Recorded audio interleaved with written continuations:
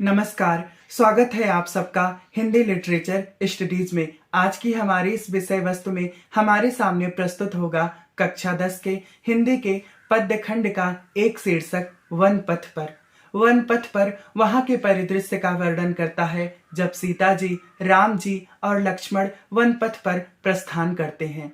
One पथ पर प्रस्थान करते समय सीता जी, राम जी और लक्ष्मण की मनोदशा का वर्णन इस पाठ में किया गया है।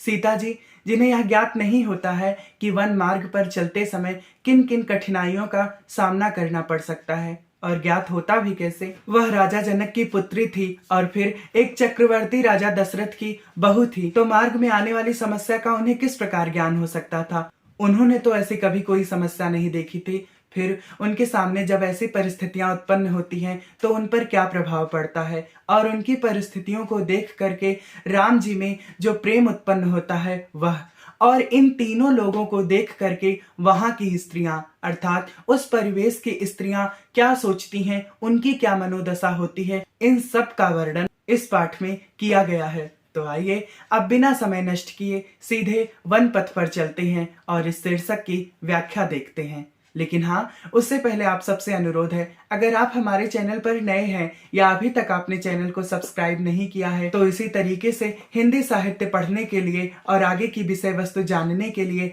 आगे की कंटेंट को प्राप्त करने के लिए आप जुड़िए हमारे चैनल हिंदी लिटरेचर स्टडीज में। तो चलिए अब सीधे वन पथ पर नामक शीर्षक पर चला जाए, उसकी व्याख्या को देखा जाए। तो हम आ चुके हैं अपनी विषय वस्तु पर और अब वन पथ पर शीर्षक को प्रारंभ किया जाए। तो चलिए पहला छंद देखा जाए, क्या कहा जा रहा है।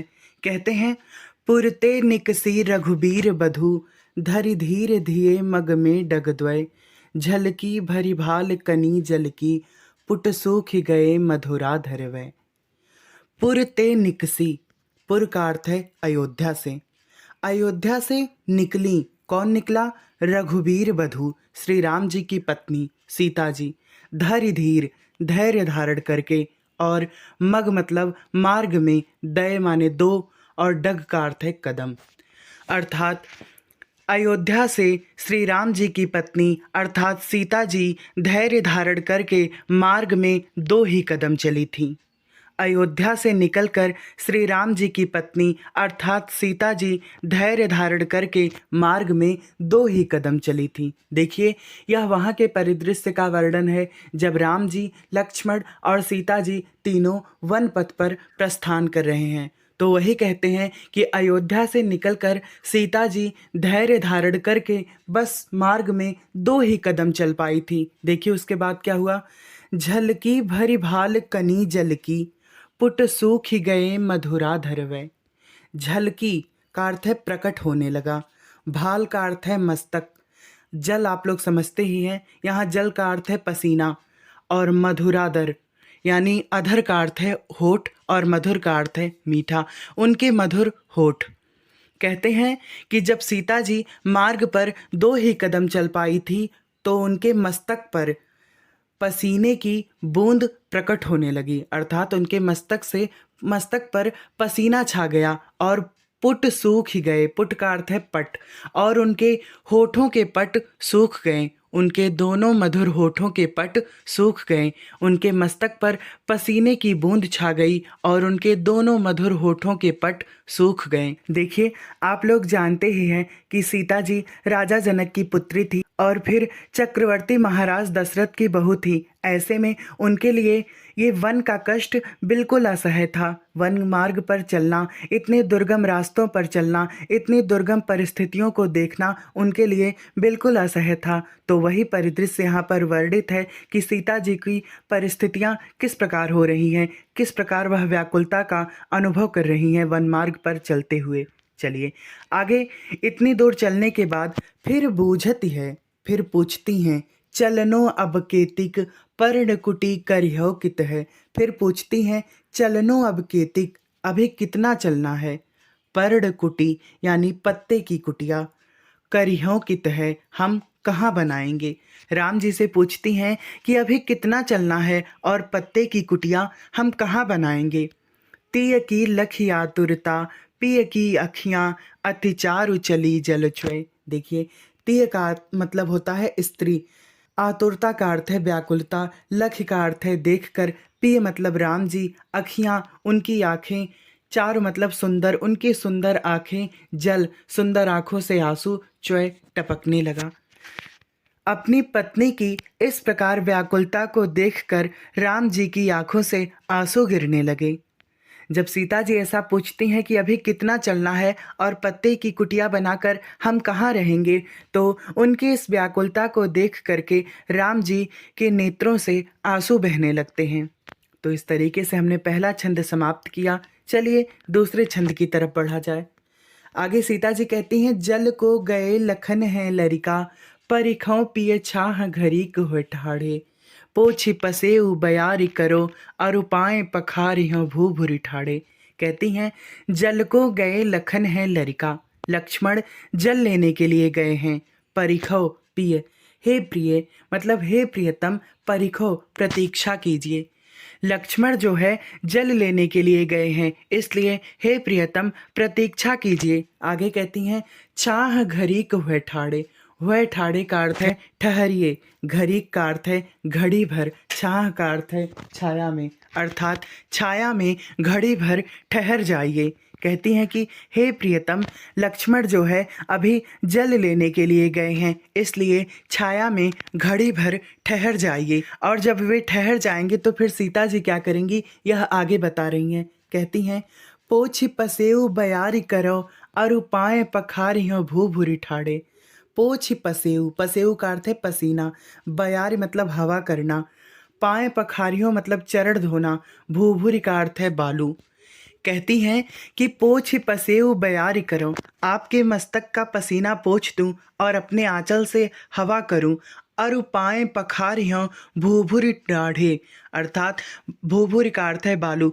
बालू में चलने से आपके पांव तप रहे हैं, उन चरणों को मैं पखार दूं, उन चरणों का प्रक्षालन कर दूं।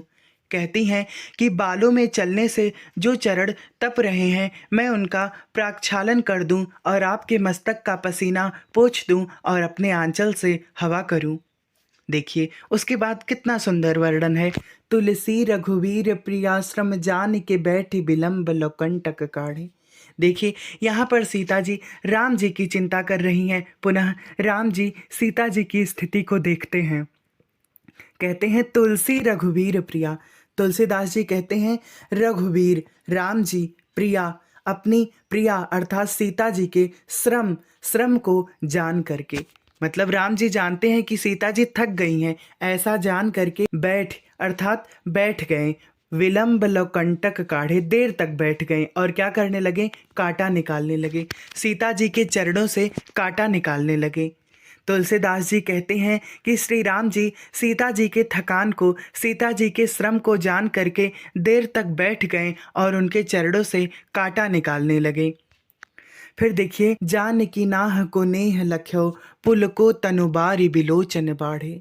जान की नाह का अर्थ है नाथ, यानी सीता जी अपने नाथ का नेह, अपने नाथ के प्रेम को देखकर, सीता जी अपने नाथ अर्थात अपने स्वामी के प्रेम को देखकर पुलको तनु, उनका शरीर जो है पुलकित हो उठा। बारी बिलोचन, बिलोचन का अर्थ है नेत्रों में, बारी का अर्थ है पानी और बाढ़े का अर्थ है बाढ़ आ जाना, अर्थात उनके नेत्रों से अनवरत जलधारा बह चली, अर्थात उनके नेत्रों से अनवरत आंसू बहने लगे। क्या देख करके, अपने पति के प्रेम को देख करके उनका शरीर पुलकित हो उठा और उनके नेत्रों से अनवरत जलधारा बह चली, अर्थात उनके नेत्रों से अनवरत आंसू गिरने लगे।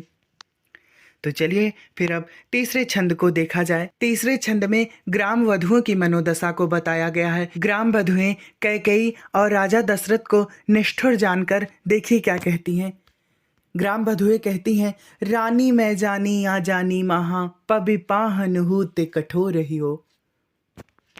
कहती हैं, रानी मैं जानी आ जानी महा, पबि पाहन हूते कठोर ही हो है।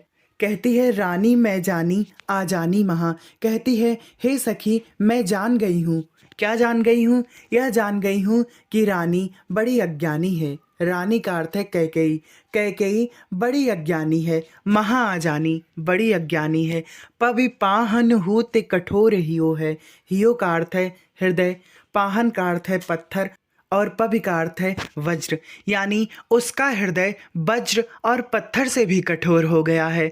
हे सखी, मैं जान गई हूँ कि रानी कैकेयी बड़ी अज्ञानी है और उसका हृदय पत्थर और वज्र से भी कठोर हो गया है। पुनः वह राजा दशरथ के बारे में कहती हैं, राजहु काजु अकाजु न जान्यो।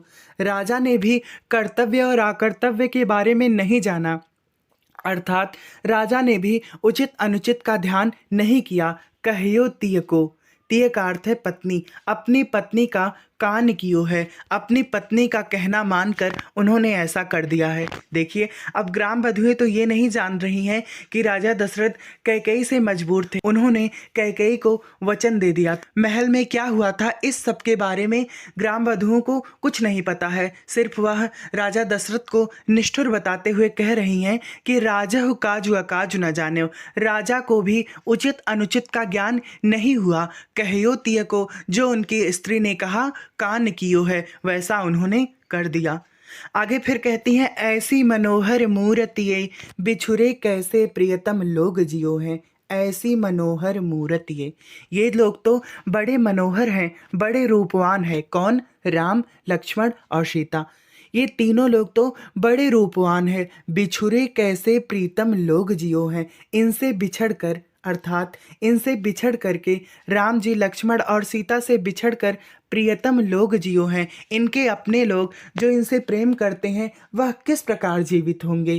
कहती हैं, हे सखी, ये लोग तो बड़े रूपवान हैं और इनसे बिछड़कर इनको चाहने वाले लोग, इनसे प्रेम करने वाले लोग कैसे जीवित होंगे। पुनः कहती हैं, आखिन में सखी राखी बेजोग, इन्हें किमिको बनवास दियो है। कहती हैं, आखिन में सखी, हे सखी, ये लोग तो आंखों में रखने के योग्य हैं, अर्थात हमेशा देखते रहने के योग्य हैं। इन्हें किमिके वनवास दियो है, इन्हें कौन वनवास दे दिया और क्यों इन्हें वनवास दे दिया गया है। हे सखी, ये लोग तो हमेशा देखने के योग्य हैं, आंखों में धारण करने के योग्य हैं। इन्हें किसने वनवास दे दिया और क्यों इन्हें वनवास दे दिया गया, ऐसा ग्राम बधुएं आपस में कह रही हैं। चलिए चौथा छंद देखा जाए। चौथे छंद में ग्राम बधुएं सीता जी से प्रश्न करती हैं। क्या कहती हैं? कहती हैं, शीस जटा उर बाहु विशाल, बिलोचन लाल तिरछी सी भौहें, तून सरासन बान धरे, तुलसी बन मार्ग में सुठी सोहें। कहती हैं, शीस जटा, शीस पर जिनकी जटा है, उर का अर्थ है हृदय, बाहु का अर्थ है भुजा, विशाल, जिनके शीस पर जटा है और जिनका हृदय और भुजाएं विशाल है। बिलोचन लाल, जिनकी आंखें लाल हैं। तिरछी सी भौहें, और जिनकी भौहें तिरछी हैं। इतनी बात वह कहती है कि जिनके शीस पर जटा है, जिनका हृदय और भुजा विशाल है, जिनके नेत्र लाल हैं, जिनकी भौहें तिरछी सी हैं। तून सरासन बाण धरे, तून का अर्थ है तरकस में, और सरासन मतलब धनुष, और बाण का अर्थ है बाढ़, और वह अपने तरकस में बाढ़ और धनुष धारण किए हुए हैं। तुलसी बन मार्ग में सुठी सोहें। तुलसीदास जी ऐसा कहते हैं कि ग्राम बधुएं कहती हैं कि वह अपने तरकस में बाढ़ और धनुष धारण किए हुए हैं और वन मार्ग में सुठी सोहें। वन मार्ग में चलते हुए, सुठी का अर्थ है सुशोभित होना, सोहें सुशोभित हो रहे हैं। वन मार्ग में चलते हुए सुशोभित हो रहे हैं। सादर 12 बार शोभाए चितय, सादर मतलब आदर पूर्वक, 12 बार, बार बार, शोभाए सुंदर स्वभाव वाले, चितई तुम्हें देख रहे हैं, त्यों हमरो मन मोहे, और इस प्रकार हमारे मन को भी मोहित कर रहे हैं। ग्राम वधुएं कहती हैं कि और आदर पूर्वक वह बार बार तुम्हें देख रहे हैं। सीता जी से प्रश्न कर रही हैं, इसका मतलब सीता जी से कहती हैं कि वह आदर पूर्वक बार बार तुम्हें देख रहे हैं, और वह शोभाए का अर्थ है सुंदर स्वभाव वाले, और वह सुंदर स्वभाव वाले हैं, और इस प्रकार हमरो मन मोहे, इस प्रकार वह हमारे मन को भी मोहित कर रहे हैं। पुनः पूछती हैं, पूछति ग्राम बधू सियसो, ग्राम बधुएं सीता जी से पूछती हैं, कहो सावरे से सखी रावरे को है। यह सावले से, कहती हैं कहो सावरे से, कहो सखी यह सावले से रावरे को है, आपके कौन है। ग्राम बधुएं पूछती हैं कि हे सखी यह सावले से रावरे का अर्थ है आप, आपके कौन है। यह सावले से आपके कौन है। सीता जी से ऐसा ग्राम बधुएं प्रश्न करती हैं। अब देखिए सीता जी चतुराई से उनका क्या उत्तर देती हैं। 5वें छंद में वर्णित है।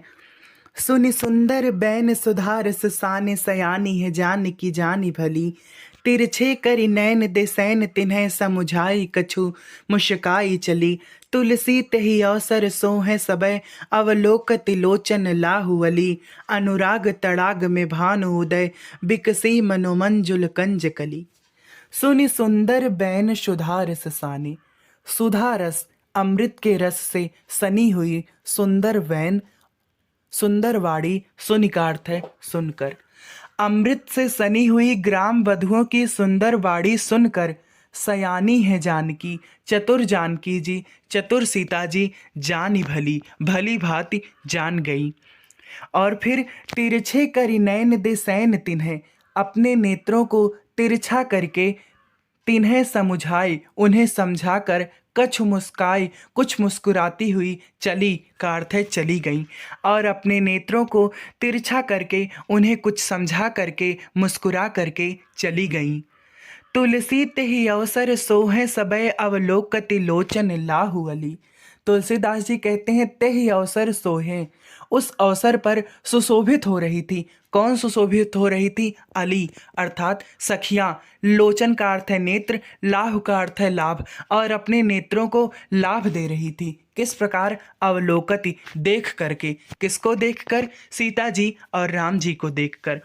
तुलसीदास जी कहते हैं उस अवसर पर ग्राम वधुएं सीता जी और राम जी को देखकर अपने नेत्रों को लाभ देती हुई सुशोभित हो रही थी। फिर अंतिम लाइन है, अनुराग तड़ाग में भानु उदय बिकसी मनोमंजुल कंज कली। अनुराग का अर्थ है प्रेम, तड़ाग का अर्थ है सरोवर। प्रेम रूपी सरोवर में भानु का अर्थ है सूर्य, उदय का अर्थ है उदित होना, बिकसी का अर्थ है खिल उठना, मनो का अर्थ है मानो, कंज कली का अर्थ है कमल की कलियां, मंजुल का अर्थ है सुंदर। कहते हैं कि उस अवसर पर ऐसा लग रहा था जैसे अनुराग तड़ाग में, प्रेम रूपी सरोवर में सूर्य उग जाने के बाद, भानुदय, सूर्य के उग जाने के बाद प्रेम रूपी सरोवर में सुंदर कमल की कलियां खिल उठी। वातावरण की उपमा हो रही है। वहाँ का परिदृश्य कैसा था? कहते हैं तुलसीदास जी कि प्रेम रूपी सरोवर में ऐसा लग रहा था कि सूर्य के उदित हो जाने पर सुंदर कमल की कलियां खिल उठी हैं। तो इस प्रकार हमने वन पथ पर शीर्षक को समाप्त कर दिया है। अगर आपको कहीं भी कोई भी समस्या है तो आप कमेंट सेक्शन में मुझसे पूछ सकते हैं। और हाँ, आपसे अनुरोध है, अगर आप हमारे चैनल पर नए हैं या अभी तक आपने चैनल को सब्सक्राइब नहीं किया है और आप साहित्य के विद्यार्थी हैं तो आप जुड़िए हमारे चैनल हिंदी लिटरेचर स्टडीज़ से इसी तरीके के अन्य विषय वस्तु और कंटेंट के लिए। तो चलिए फिर आप सबसे विदा लेते हैं। मिलते हैं किसी अगले प्रकरण में, किसी अगली विषय वस्तु में, किसी अगली वीडियो में। तब तक के लिए अपना ख्याल रखिए। बहुत बहुत धन्यवाद।